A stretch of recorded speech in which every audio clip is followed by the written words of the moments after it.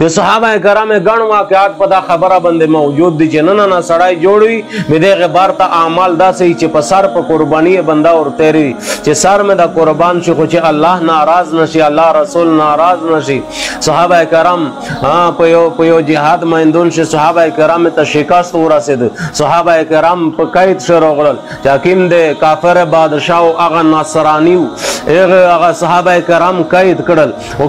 قسمه تکلیفونه ورکول. هغه صحابه کرام شي یو صحابي حضرت عبدالله بن خزافه رضی الله تعالی عنہ نومو او د الله رب العالمین خپل وجود سیرت ورکړو حسن جمال ورکړو. هغه بادشاہ په خپل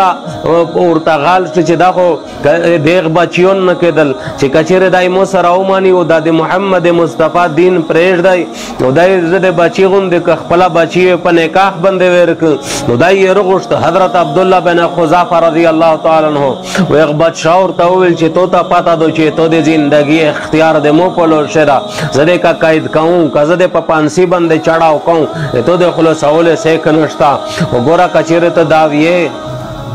کچېره ته په دا باندې روزي وي چې زه ته د خپل بچوي اني ما درک بچیا په نکاح باندې درک دغه غلامي او د قید نه دا بهر ک به ته صرف یو چارو کا دور تل چې کیما چار وچ دا چارو کا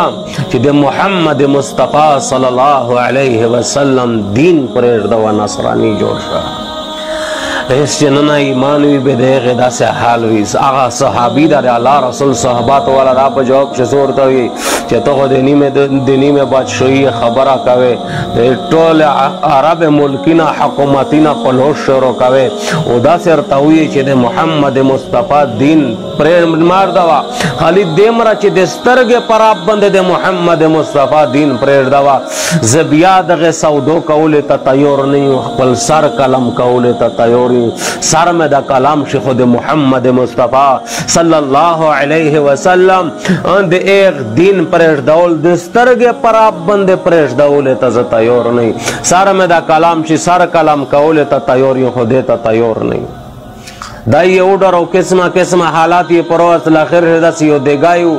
د په مکشه سه کسان صحابه ور وچول په شویه سوځول دته اول چې هغه مولا چې کیما خبره مې ساو منه دور تل چې سر قربانوم زه خپل دین نشه پرېږدوای د خپل ایمان سودو نشه کوای خپل الله نشه ناراض کوای ورته ویل چې دا ور وچایي چې کله بادشاہ سره اون شو دای سره اونیو کنه د سترګې نه عشق راونه شله کسان ورغل بادشاہ دا ورته ویل چې آکاس په شاړو شو چې هغه ته کیما مطالبه ورته شي او د منلا نه یک بادشاہ ویل چې کېدای شي چې اس نرمي په شروغلی مارګي په سترګې ولید وی چې الا ری غوړي ری غوشت ورته ویل چې سرانګه خبره د جوړه امول سودو کوله ته تیاری د محمد مصطفی دین پرېږ دوله ته تیاری دای په جواب ش صورت وی چې ناز دیتا خونو جوړ چې مو زندگی ختم کیږي زه دیتا جوړ چې نن مې د یو زون د عبدالله دا د الله په نوم باندې قربان شي زړه مې دا غوړي چې د مو په وجود سمره وشتون وا دمره د مو زونینا وا او یو ارچ ګوښلا او د الله په نوم قربان کوښلا چې دغه خبره ارمون کوم. ایک بادشاہ چې کله د جذبه ته او د ایمان ته قتل ورته ویو چې شاده یو خبره او کپه د پټنډه باندې مې چاپی کا ور صاحب آزادی ده ورته وی چې نا کچیر د مو سره سمره ملګری کوي دیون دي دا ټول آزاد به ز پاستا وی چې شاده ور ساغه در سره آزاد چې کله بادشاہ چاپی کو اور راون دا ټول ملګری کوي دیون یې خلاص کړو مدینه ته راون دا دای بیا پزړه شخافا پریشان کیږي چې دا سني چې الله ناراض شي چې کافر دی ویلې چاپی کړه زړه ته دا تسلی ورکوله چې موږ د غنیره صحابه کرام د زندگی بس کوله ده پورا خپل زندگی قربان کوله د رب روزي کوله ده پورا د چې کله سړی دننه طرف نه جوړوي بیا خپل سار یا چې درې میثار د لوټ شي او چې الله ناراض نشي الله رسول ناراض نشي. مدینه منوره ته چې کله سره ورسېدل امیر المؤمنین سیدنا عمر فاروق رضی الله تعالی عنہ ته کله کارگزاری بیان کړله اگر چیک شو او په خپل باندې روغه عبدالله بن حذافه په ټنډه چاپی کړه او ټول ته ویل چې ورشي ټنډه چاپی کی ټولر تلل و د ټنډه چاپی کولا دا د صحابه کرام د اندرون ایمان دی وجه نه دا کارنامې دي پلور یې چې کافر او مشرک ته الله دشمنو به اخته نه دی کتلی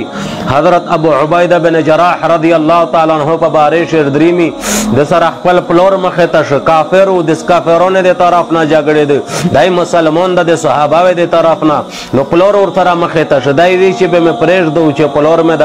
مخ مې ونه وړو بیا سره مخ شل په جنگ شه بیا مې پلور مې دا چې په درې مور سره مخ کېدل وی چې تیرا مې ورته چیا کړلا چې دا د عرب دشمن دا د الله رسول دشمن دا هغه خپل د پلور ولی نسبت یې د الله د پورا ختم کو او د پلور ساری یو ساری د تن جدا کو دا سے وګړو